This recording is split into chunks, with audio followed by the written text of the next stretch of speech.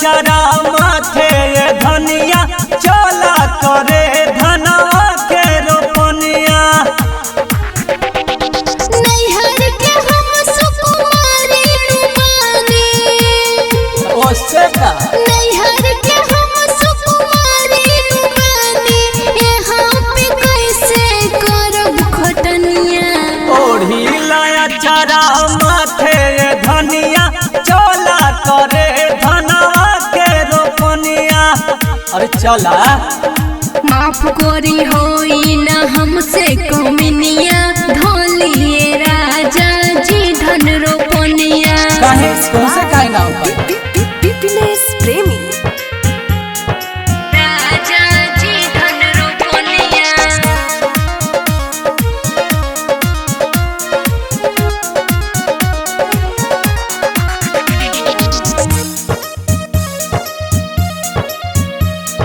धोलिए राजा जी धन रोपनिया।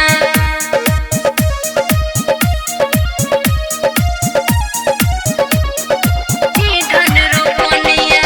करबू जे ऐसे तू आनाकानी। अरे करबू जे ऐसे तू आनाकानी आई कहाँ से दाना या पानी।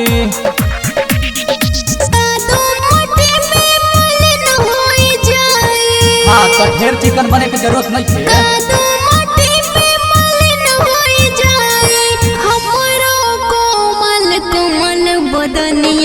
ओढ़ी लाया चारा माथे धनिया चला करे धनवा के रोपनिया।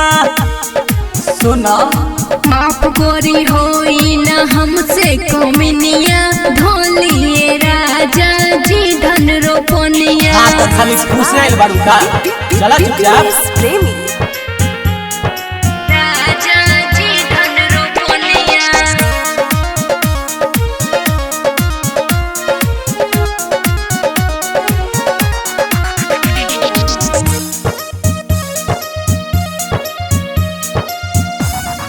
राजा जी धन रोपनिया।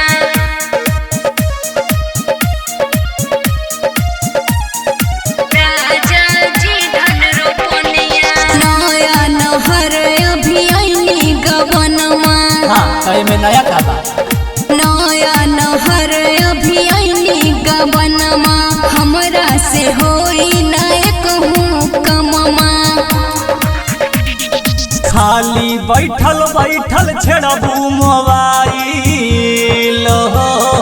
खाली बैठल बैठल छेड़बू मोबाइल भैया भौजी करी है बदनमिया।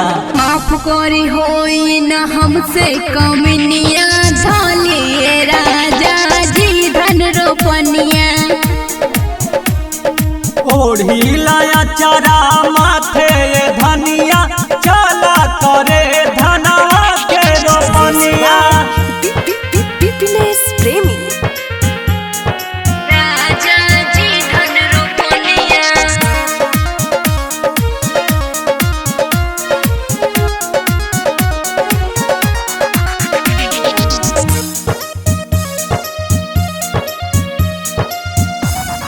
राजा जी धन रोपनिया।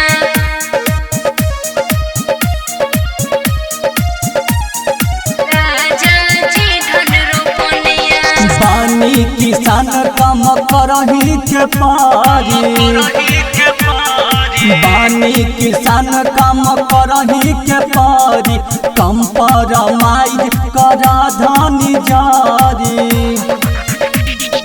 देखे दहेज भेजले बड़े पापा। टका कपारे पर चढ़ जाइबू। देखे दहेज भेजले बड़े पापा।